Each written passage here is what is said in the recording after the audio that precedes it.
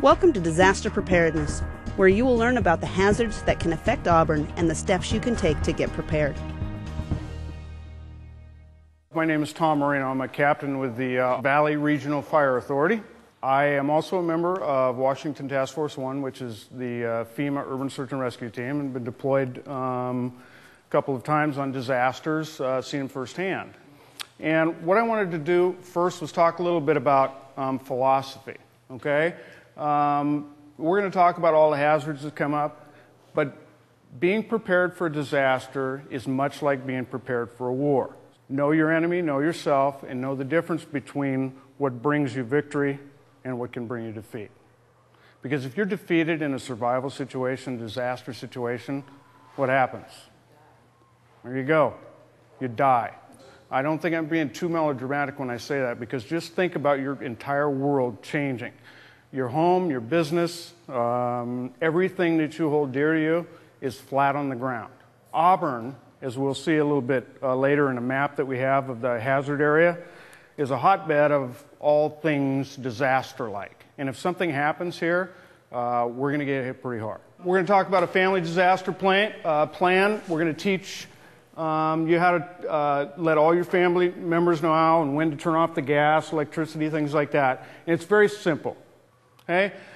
Teach children 911, and then we'll talk about tuning different radio stations to get information out. Most of us are pretty familiar with that. But understand that the plug-in radio that you have isn't going to work in a disaster, so you need a nice battery-powered one with an antenna on it that is tuned to Cairo or Como or one of those stations. And then American Red Cross. There are a few other agencies out there that are great assistance too. These NGOs or non-governmental officials and organizations are very helpful. In all the disasters that you see, NGOs probably do as much or more work than the government does, and they do great work. Salvation Army, American Red Cross, church groups, you name it.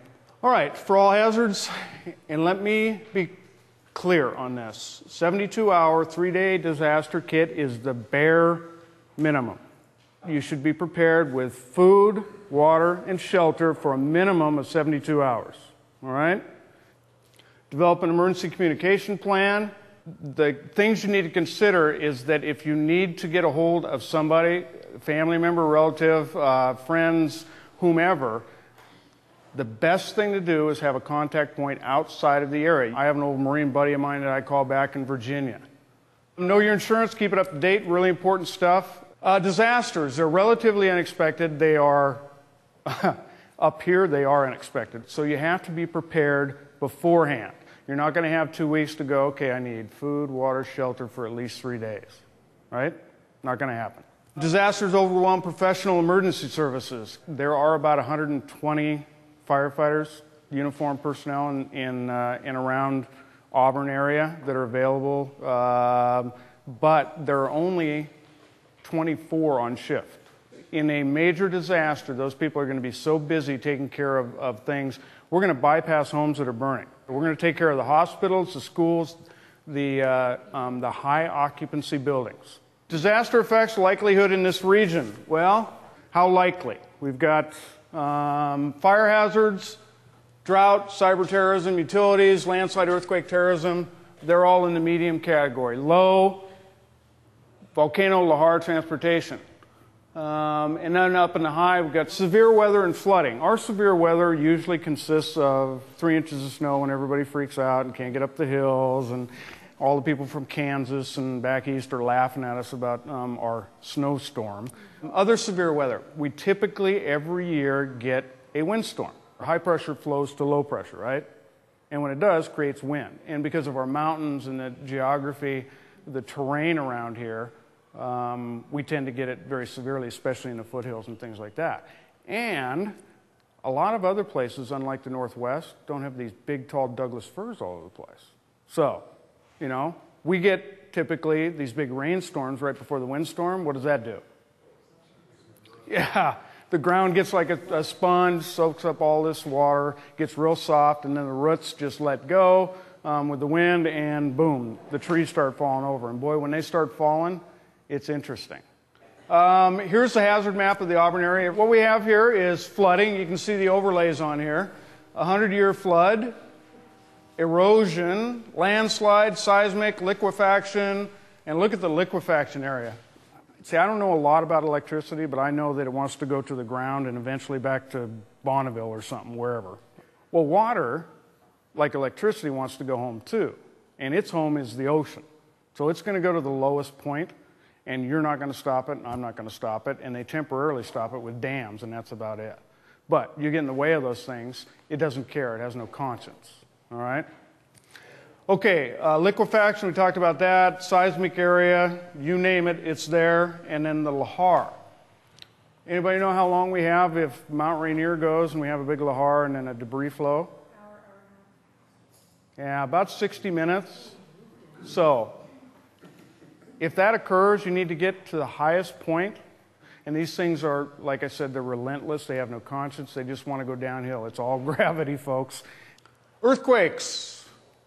That's probably the biggest thing that we have to worry about here, mostly because we have no warning. And if the big one does occur, that subduction zone quake does occur, the shaking will be as intense a thing as you've ever experienced in your life, and it's going to rock our world, folks, guaranteed. So, and that will cause fires, explosions, LPG tanks going off, natural gas lines. There will be utter devastation in this area. It'll trigger landslides, avalanches, tsunamis. If the earth shakes and there's a tsunami warning, you need to get at least a mile inland. At least a mile inland. Okay? Structural instability will occur. Dam failure is going to occur. So flash floods, and that's certainly what that would be.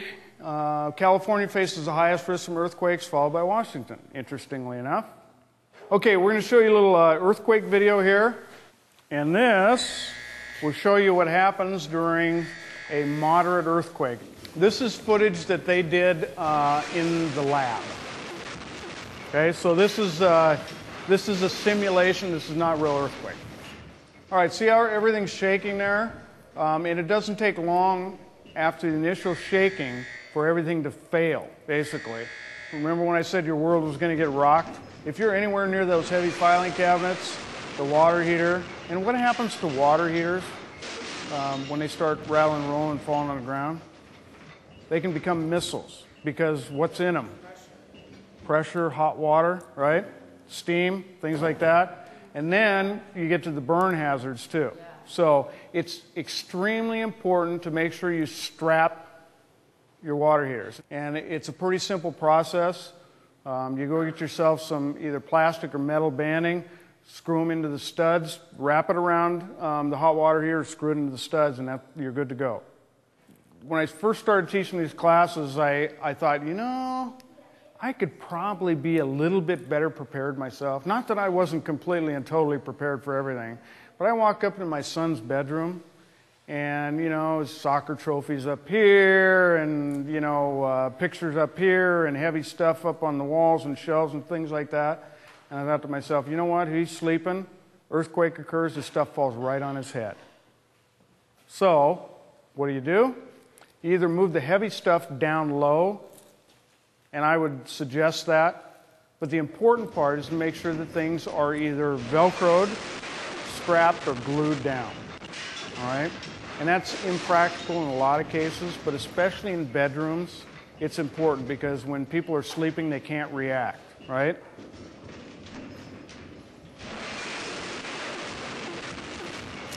Speakers on the wall, fall right on the teddy bear's head, and then you've got profound injuries right away.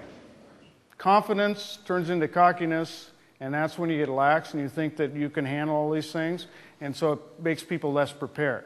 There is nothing that is earthquake-proof. Nothing. All right? You can make them earthquake resistant, and buildings are designed to sway, and we can tie things down and we can glue them to the floor or whatever, but nothing is earthquake-proof. Okay, deep quakes versus shallow quakes. Here's the Cascadia subduction zone, and essentially what happens here, it's hard to see in this one here, but the Juan de Fuca, or the oceanic plate, slides below the North American or the continental plate. And when that occurs, folks, hang on to your hats, because it's going to be exciting.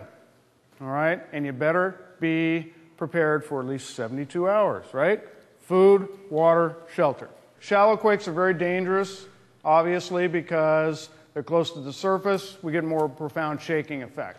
Deeper quakes, which we've had on a number of occasions in here, haven't created near as much damage as a shallow quake will.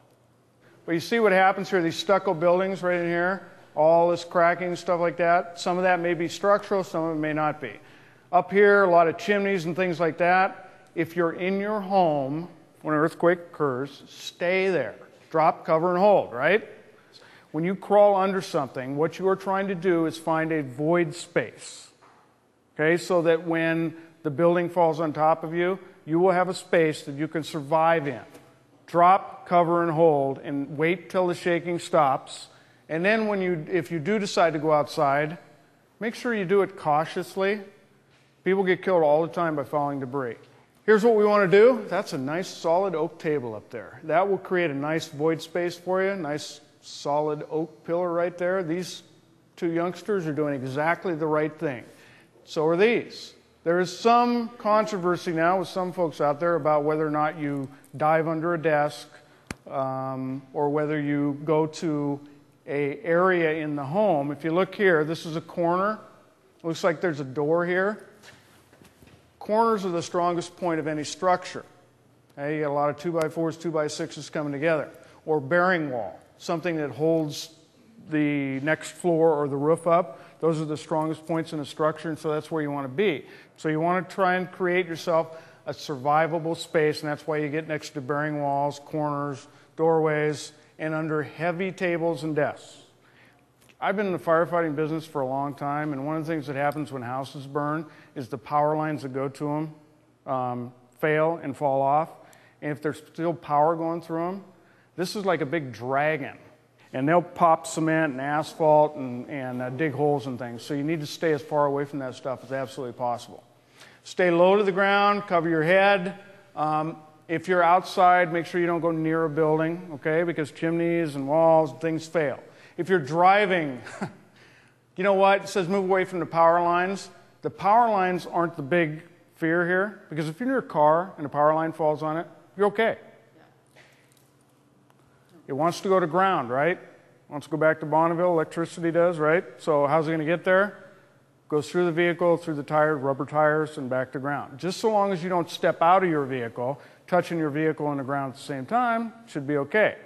The big factor is the poles falling on your vehicle. That's what you want to be worried about. Okay?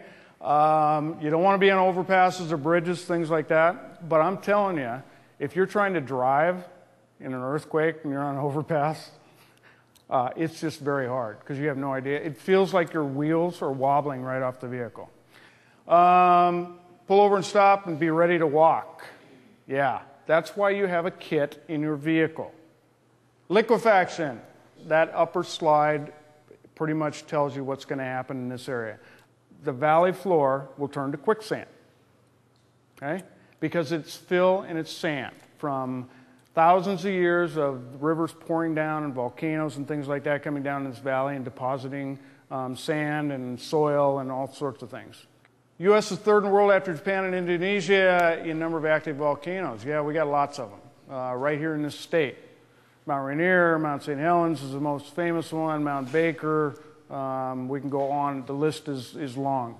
Cascade Range has a number of active and inactive volcanoes. The hazards include, like we talked about earlier, toxic gases. We get that, lava and pyroclastic flows. Remember the pyroclastic flow from Mount St Helens? Killed a lot of people. There you go, Mount St Helens before the big eruption. This wasn't before the first one. This is when the mountain was heating up and the scientists were all studying. You can see all the snow is basically gone on Mount St. Helens. But look at that beautiful cone shape there. Just one of the most gorgeous mountains around. And there she is. That was spring in 1980. Aha, there you go. And this area right here is what fell down. Just completely slid off. Ah, yes. I watched a little Discovery Channel, and they had a deal on Mount Rainier specifically just a week ago. And they talked about this mega disaster that would occur should we have a catastrophic eruption of Mount Rainier. And believe you me, it will be catastrophic, and it will affect all our lives. And if you are not prepared, you will not survive. Landslides and mudslides, we have them around here. Every time we have significant rainfall, we have earth move downhill. It just does. That's the way it is. Okay, there's Howard Hansen Dam. You can see that's not a whole lot of water behind it. It gets nice and full on occasion. And then you can see the slides where the water goes down. There's Mud Mountain Dam. And those two can create some pretty huge problems should they ever fail. Floods, we have them every year. Typically, they're not catastrophic floods in our area because of Howard Hansen and Mud Mountain Dam. Floods and water events kill more people than all the other natural disasters and man-made disasters put together. Floods, water, okay? It is nothing to be trifled with. If water is deeper than this high and you're driving a vehicle and the water's moving, don't drive through it, okay? Water this deep that is moving quicker than a couple miles an hour will lift your vehicle up and float it away. Fortunately for you folks here in this area, we have a very robust water rescue program in and around this area. So, okay, winter storms. Yeah, we get some snow around here, we get some ice around here, and we certainly get winter flooding and the cold. Typically, we'll get 1 or 2 snowstorms a year, which just paralyzes all of us, and it is breaking news on TV for like 3 days, right? The fact is, you got to deal with it and deal with it smartly. Auto accidents, yeah, if if your blood pressure is 210 over 120 and you've had 3 prior heart attacks, you probably ought not to be out there shoveling snow. Wait a day, it's going to melt and be gone anyway. Hypothermia, asphyxiation. Now, this is a really important point. I cannot tell you in the last 3 years how many times I've been on CO poisoning. And so education's the key here. You cannot bring your barbecue inside and use it as heating or cook with it. Even your propane-powered barbecue you don't bring inside, you can't do that. Generators, you don't have them next to the house or next to an open window. You vent them someplace else. You don't run them in your garage. Things like that are really important to recognize, so education's a big key here. Okay, and then house fires from candles, from burning wood in those zero clearance display-only fireplace things, where they have about this much insulation, air insulation between the pipe and the structural members of the house, and it heats up, catches structural members on fire, and you have a house fire. I responded to this one here. This was interesting. We get wet, heavy snow around here, and that's what happens. Now, this is pronounced seiche, and they talk about a series of standing waves. Waves in this case are like the ones in your bathtub when you get in it and it sloshes back and forth. That's what they're talking about here. And that can happen, and another reason why we're concerned about Lake Taps during a major earthquake. Okay, because it can happen and you'll get these waves sloshing back and forth, and that weakens the dikes. Again, don't have to be paranoid, but we should be aware of what could happen. Tornadoes, interestingly enough, they do occur around here, but typically they're not very strong, and typically they don't cause a whole lot of damage. But if there's a tornado warning, it pays to get somewhere safe, and typically that is the most interior room, typically a bathroom or something like that, in your house. High winds, we talked about that, and we get them typically somewhere in the fall, late fall, winter to late winter area, those big low pressure things that come around, and we get them. Trees fall down and we get power lines down, okay? If power lines are down, do not call 911. There's no reason to call 911 for power lines down. What usually happens is they have breakers on all of the power poles around here. So when a line drops off of it, it pops a breaker and then the power goes out to it anyway. But in the rare case where it doesn't, then call 911 by all means. Pandemics, they occur from time to time and they kill millions and millions of people. That's why you hear all of the talk about pandemics. Flu has killed more people over the years than any other single thing. It wipes out entire civilizations in the past. The flu is bad stuff. So it is always prudent to take general precautions and protection.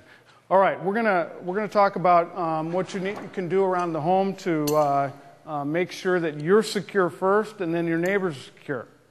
First, let's go with the most important one, and that's the gas shutoff, because this is the one that will cause catastrophic damage, fires, and kill people, okay? This is your typical gas meter.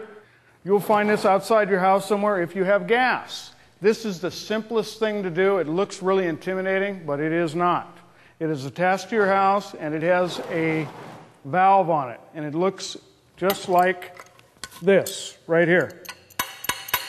That's the valve, and all you need to do is turn it so that these two holes line up. You know, anybody know what these two holes are for right here? That's it. That's so the gas company can say, no more gas for you. Okay? And that's what happens. And if you turn it there, it's shut off. Okay? Because that's where the lock can go. So when these two little holes are lined up, you are off and no more gas flows. Now, there are probably other shutoffs in your home if you have gas, like there's probably a ball valve somewhere in line that goes to the furnace or the hot water heater or something like that. This is the one you want on the outside of the house. Okay, the next most important one is power. You don't do this in your bare feet, folks, okay? Have some sort of rubber-soled shoes on, stand on a piece of wood, something like that, so you're insulated. That's the whole idea. I don't get electricity a whole lot, but I do know that it wants to go where? Yeah, back to Bonneville, through the ground and through me. Do not be a conductor, all right? So, on this panel, you see a bunch of switches here. Electricians will tell you they like to shut them down in series, so one at a time. But in houses, it's really okay to go ahead and flip the main breaker, because you're probably not going to have power anyway, right? So all you're trying to do is make sure it doesn't come back on. So until you want it to. Water shutoff. Really what water shutoff does is prevents a whole lot of extraordinary damage that you don't need to have. This valve is much like the one on the gas meter. So you use the same wrench, except for you might have to dig around a little bit because this is typically in the ground.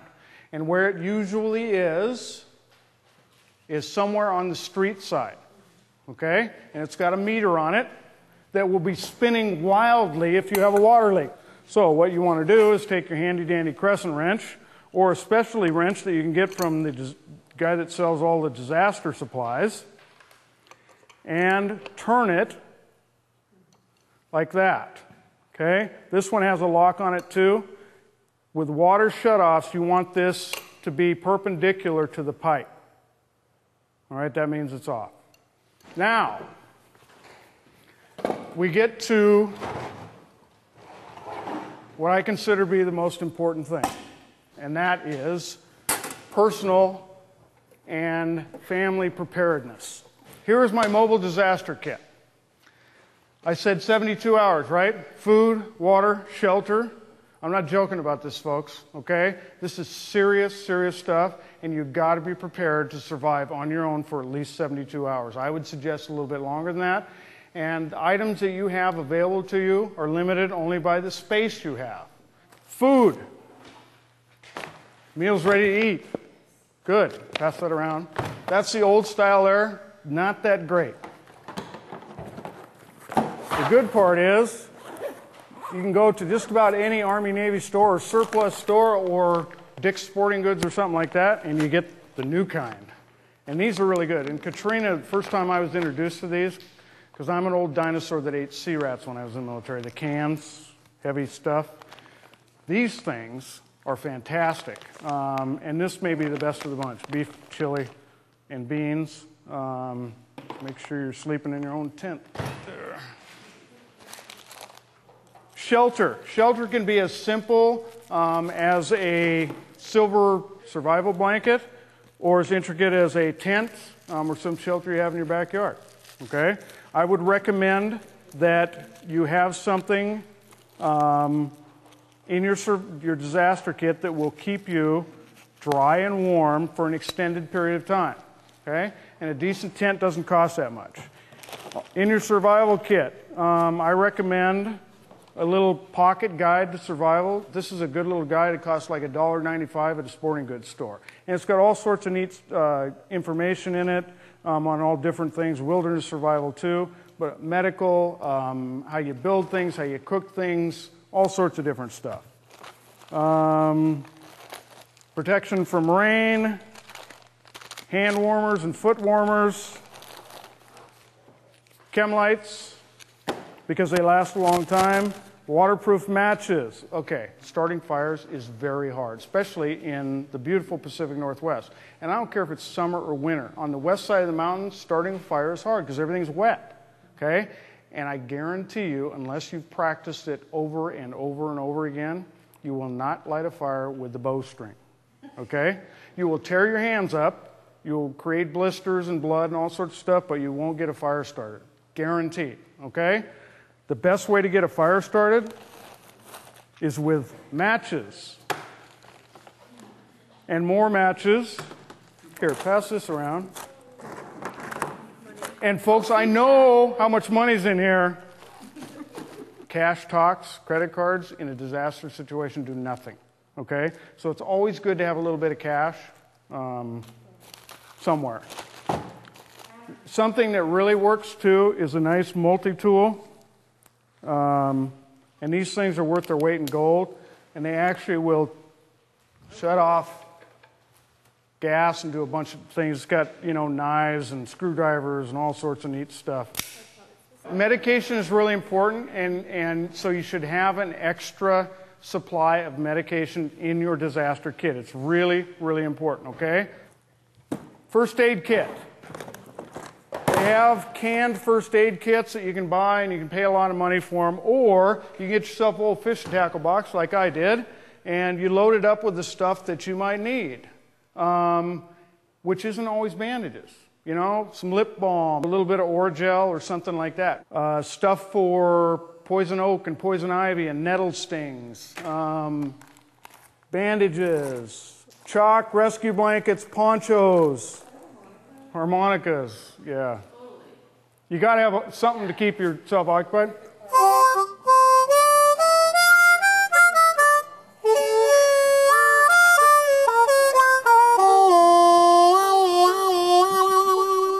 Sorry.